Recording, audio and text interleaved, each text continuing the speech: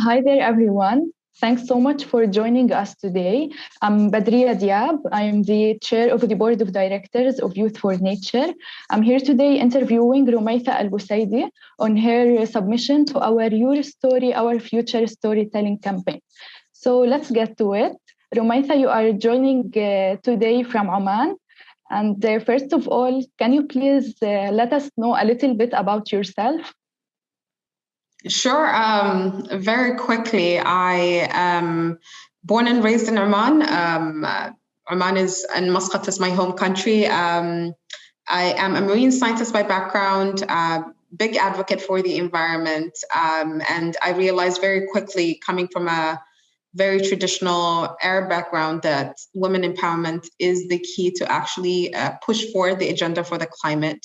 So that's basically what I do. I currently sit on the board of the Environment Society of Oman, which is the first and only environmental NGO in the country. And yeah, that's me in a nutshell, very quickly. That's really amazing and inspiring. Thanks so much for sharing. And you just talked about your engagement in climate work. So my question for you is, where and how did your climate work begin? Wow. I would say it started when I was 10. My dad is a big collector of National Geographic magazines. He had a subscription ever since he was in his first year of uni. And when I was 10, I actually saw a National Geographic cover with an Omani sea turtle on it. And that actually got me very fascinated because that was the first time that I learned a lot when it came to my own country. And that's that's the trajectory. That's when I decided that I wanted to study the environment, that I wanted to be a marine scientist, that I wanted to do so many things, and things kind of spiraled from there to the formation of the Environment Society when I was 17. And yeah, things have not stopped since then. So yeah.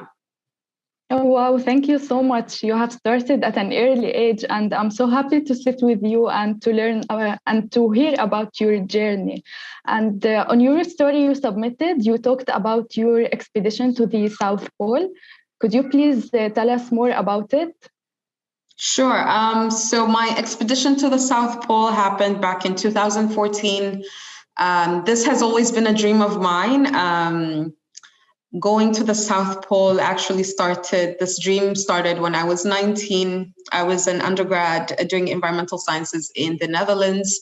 And one of the classes that you take is actually studying the environmental treaties that are there, big treaties that actually are meant to protect the environment. And obviously the biggest one is the one that was signed to protect the Antarctic as the last wilderness on Earth.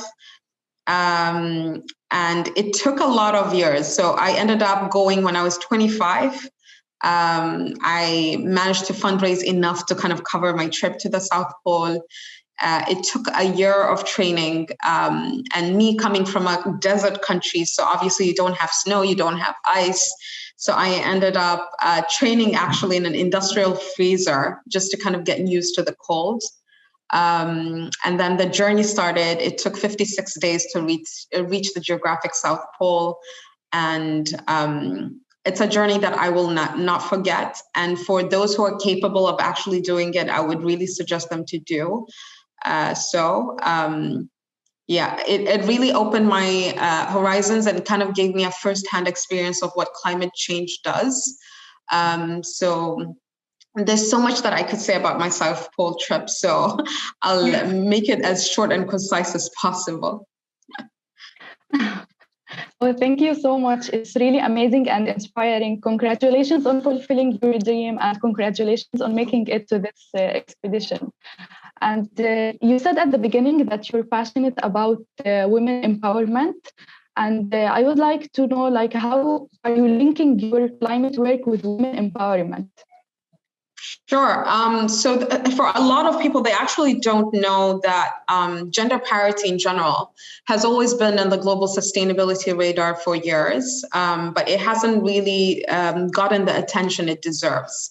So scientists like the ones who are working on Project Drawdown, and I would suggest everybody who really wants to kind of understand what the top solutions are to figuring out how you can actually contribute to combating climate change, to check Project Drawdown out, they actually came up that the most important solution for us all to actually do is educating and empowering women and girls. That's the number one solution for us to actually combat climate change. And it hasn't really gotten the attention it really needs, especially in an area where, in a place of the world where I come from, where it's still very male dominated. It's still very early for women to actually take a lot of senior positions. There's a lot of work to be done. So I've always been advocating on the fact that in order for us to actually reach the targets that we want to reach, be it the Paris Climate Agreement targets, be it anything that we want to do to combat the climate crisis, the solution is actually women. The solution is half of the population that we're not really looking after the way that they should. So this is how I'm linking it, basically doing so many crazy stuff like going to the South Pole, climbing mountains, to kind of really send the message across that you are capable of doing it no matter what, that dreaming big is okay. So yeah, that's how I'm trying to kind of link my work with the climate and women. You are actually such an inspiration for empowering women and getting them involved in the climate work. I'm also facing the same issue with the gender inequality regarding getting women involved in the climate work. I'm residing in Lebanon, and I really love the way you talked about the solution of getting women involved in the climate work. So thank you so much for sharing this. And I would like to know the biggest success that you have reached to till now. Wow. I feel like I haven't done enough yet. So I don't know what I would actually, so I have a personal mission that maybe I didn't share. My personal mission is to empower at least 1 million people throughout my lifetime. I'm way far behind when it comes to that. There's still a long way to go. So I think I would define success if I'm able to kind of reach that goal way before I turn 40, for instance. So I would say that would be my definition of success. But at the moment, it's basically what a lot of millennial and young people do, right? Hustle and trying your level best to actually make an impact through volunteering, through doing a lot of things. And doing a lot of adventures in the same time and enjoying life. So yeah, it's very difficult for me to kind of encapsulate everything on what success means, but that's what success means to me, to be able to kind of impact people's lives, hopefully for the better. Hearing about your initiative and your work so far is really amazing, and I wish you more and more successes. And as you know, as young people, and especially as young Arab women engaged in the climate work, we face a lot of challenges. And so for you, Rumaitha, what has been your biggest challenge, how it is or it was being solved, and who supported you? Sure. So the biggest challenge I would say is always people undermining my capabilities of doing something, or people assuming that just because I'm young and I'm a woman that I'm not capable of making an impact, supposedly, because you're supposed to be a man, someone who's old. So I think it's getting people to take me seriously when you need to take it seriously.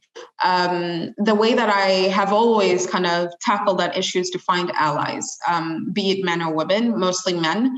Male allies are amazing because they're the ones that would be able to re-fortify the idea and the topics that you actually brought off that people kind of throw you off from.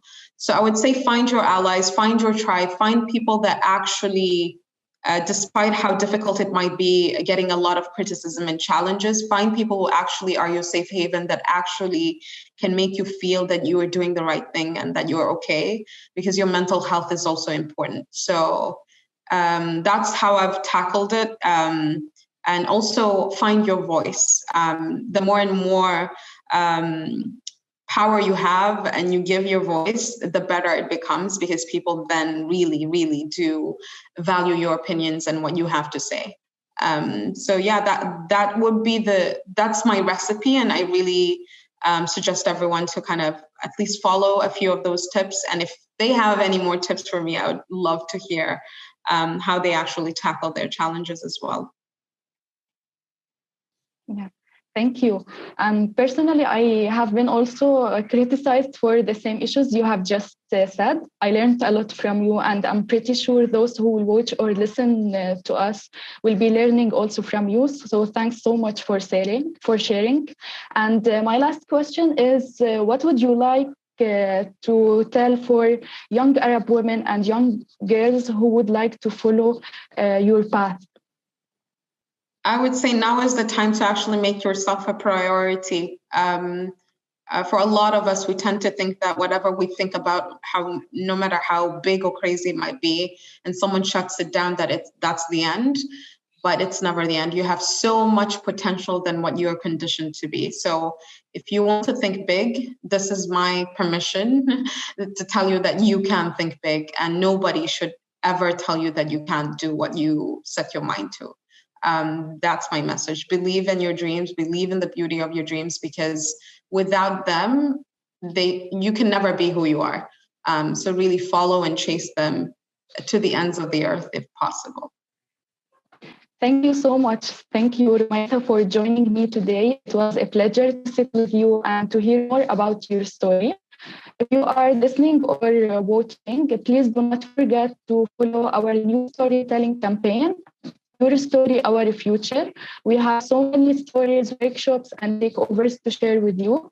But for now, I will just say see you later and bye-bye. Bye.